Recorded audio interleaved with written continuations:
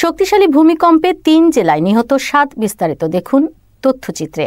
ঢাকা সহ দেশের বিভিন্ন জেলায় অনুভূত হয়েছে ৫.৭ মাত্রার শক্তিশালী ভূমিকম্প। নরসিংদীর মাধবদীকে কেন্দ্র করে হাওয়া এই কম্পনে সারা দেশে এখন পর্যন্ত ৭ জনের মৃত্যুর খবর পাওয়া গেছে। শুক্রবার সকাল ১০টা ৩৮ মিনিটে ভূমিকম্পটি অনুভূত হয়। হঠাৎই কম্পন শুরু হলে আতঙ্কে ঘরবাড়ি থেকে বের হয়ে আসে মানুষ। রাজধানীর পুরান ঢাকার বংশাল এলাকায় রেলিং ধসে ৩ জন পথচারী ঘটনাস্থলে মারা যান। এছাড়া নারায়ণগঞ্জে ২ জন এবং নরসিংদীতে ২ জন নিহত হওয়ার খবর নিশ্চিত করেছে স্থানীয় প্রশাসন। আহত হয়েছেন অর্ধশতাধিক মানুষ, যাদের মধ্যে বেশ কয়েকজনকে বিভিন্ন হাসপাতালে চিকিৎসা দেওয়া হচ্ছে।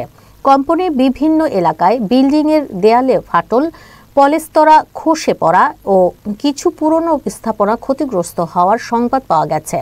ঘটনাস্থলে উদ্ধার কাজ চালাচ্ছে ফায়ার সার্ভিস, পুলিশ ও স্বেচ্ছাসেবীরা।